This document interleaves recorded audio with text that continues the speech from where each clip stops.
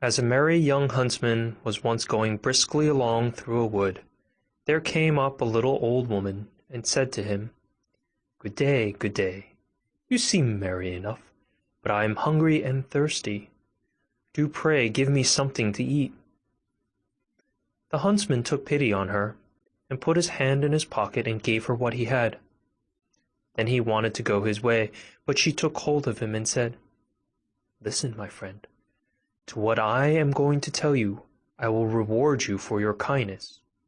Go your way, and after a little time you will come to a tree where you will see 9 birds sitting on a cloak. Shoot into the midst of them, and one will fall down dead. The cloak will fall too. Take it. It is a wishing cloak, and when you wear it, you will find yourself at any place where you may wish to be. Cut open the dead bird, take out its heart, and keep it, and you will find a piece of gold under your pillow every morning when you rise. It is the bird's heart that will bring you this good luck." The huntsman thanked her and thought to himself, "If all this does happen, it will be a fine thing for me." When he had gone 100 steps or so, he heard a screaming and chirping in the branches over him, and looked up and saw a flock of birds pulling a cloak with their bills and feet, screaming, fighting, and tugging at each other as if each wished to have it himself. "Well," said the huntsman, "this is wonderful. This happens just as the old woman said." Then he shot into the midst of them, so that their feathers flew all about. Off went the flock chattering away, but one fell down dead, and the cloak with it. Then the huntsman did as the old woman told him, cut open the bird, and took out the heart, and carried the cloak home with him. The next morning, when he awoke, he lifted up his pillow, and there lay the piece of gold glittering underneath. The same happened next day, and indeed every day when he arose. He heaped up a great deal of gold, and at last thought to himself, "Oh, what use is this gold to me whilst I am at home? I will go out into the world and look about me." Then he took leave of his friends, and hung his bag and bow about his neck, and went his way. It so happened that his road one day led through a thick wood, at the end of which was a large castle in a green meadow. And at one of the windows stood an old woman with a very beautiful young lady by her side, looking about them.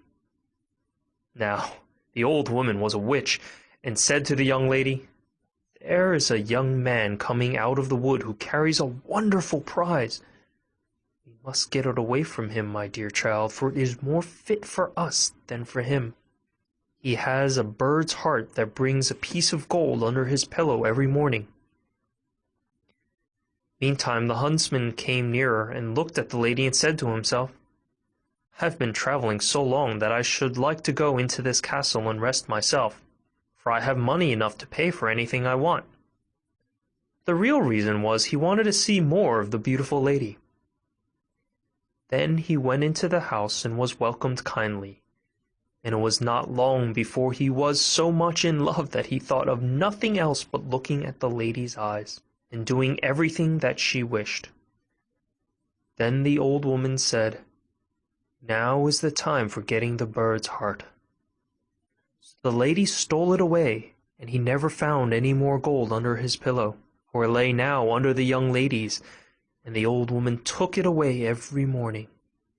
But he was so much in love that he never missed his prize. So the old lady stole it away, and he never found any more gold under his pillow, for it lay now under the young lady's, and the old woman took it away every morning. But he was so much in love that he never missed his prize.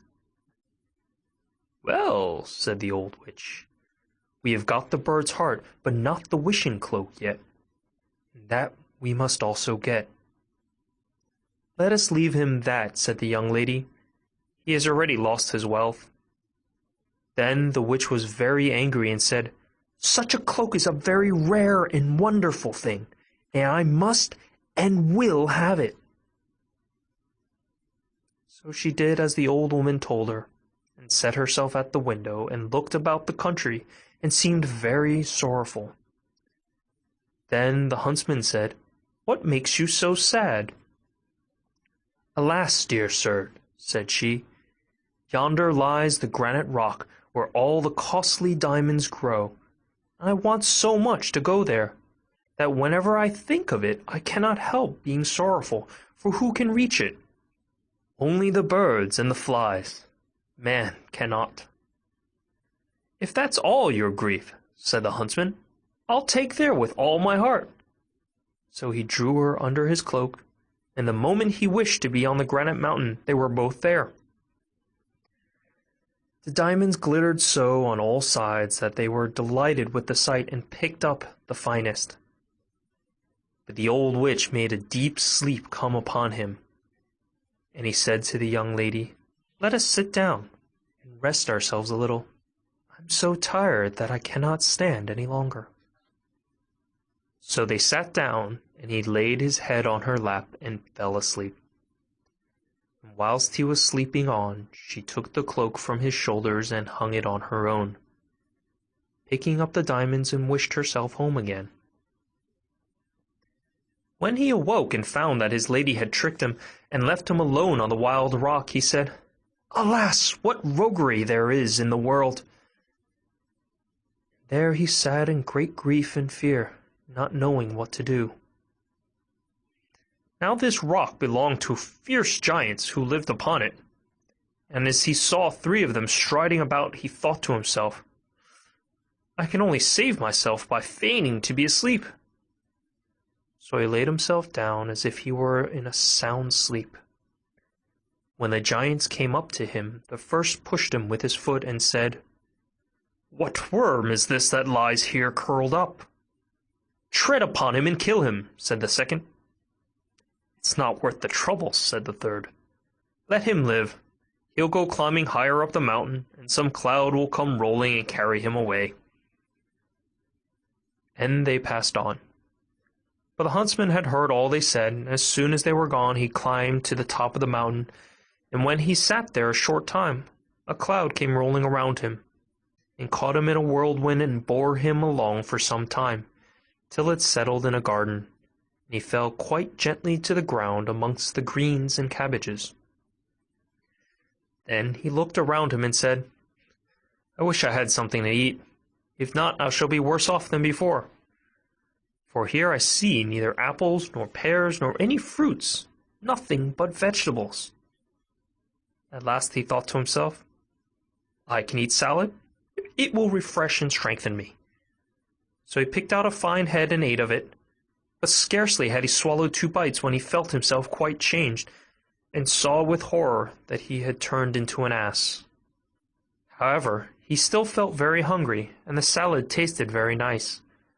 So he ate on till he came to another kind of salad, and scarcely had he tasted it when he felt another change come over him, and soon saw that he was lucky enough to have found his old shape again. Then he laid himself down and slept off a little of his weariness. And when he awoke the next morning, he broke off a head both of the good and the bad salad, and thought to himself, "This will help me to my fortune again, and enable me to pay off some folks for their treachery." So he went away to try and find the castle of his friends, and after wandering about a few days he luckily found it. Then he stained his face all over brown, so that even his mother would not have known him, and went into the castle and asked for lodging. "I am so tired," said he, "that I can go no further." "Countryman," said the witch, "who are you, and what is your business?" "I am," said he, "a messenger sent by the king to find the finest salad that grows under the sun. I have been lucky enough to find it, and have brought it with me, but the heat of the sun scorches so that it begins to wither, and I don't know that I can carry it farther."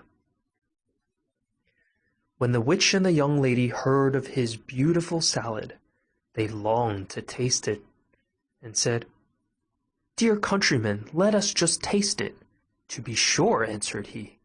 "I have 2 heads of it with me, and will give you 1." So he opened his bag and gave them the bad. Then the witch herself took it into the kitchen to be dressed, and when it was ready she could not wait till it was carried up, but took a few leaves immediately and put them in her mouth. And scarcely were they swallowed when she lost her own form and ran braying down into the court in the form of an ass. Now the servant maid came into the kitchen, and seeing the salad ready, was going to carry it up. But on the way she too felt a wish to taste it as the old woman had done, and ate some leaves. So she also was turned into an ass and ran after the other, letting the dish with the salad fall on the ground.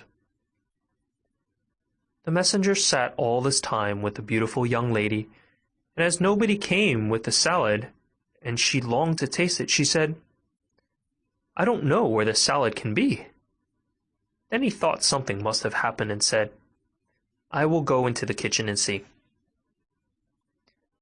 As he went he saw 2 asses in the court running about, and the salad lying on the ground. "All right," said he, "those 2 have had their share." Then he took up the rest of the leaves, laid them on the dish, and brought them to the young lady, saying, "I bring you the dish myself, that you may not wait any longer." So she ate of it, and like the others ran off into the court braying away. Then the huntsman washed his face and went into the court, that they might know him. "Now you shall be paid for your roguery," said he, and tied them all 3 to a rope, and took them along with him till he came to a mill, and knocked at the window. "What's the matter?" said the miller. "I have 3 tiresome beasts here," said the other. "If you will take them, give them food and room, and treat them as I tell you, I will pay you whatever you ask." "With all my heart," said the miller, "but how shall I treat them?" Then the huntsman said, "Give the old one stripes 3 times a day, and hay once. Give the next one, who was the maidservant, stripes once a day, and hay 3 times.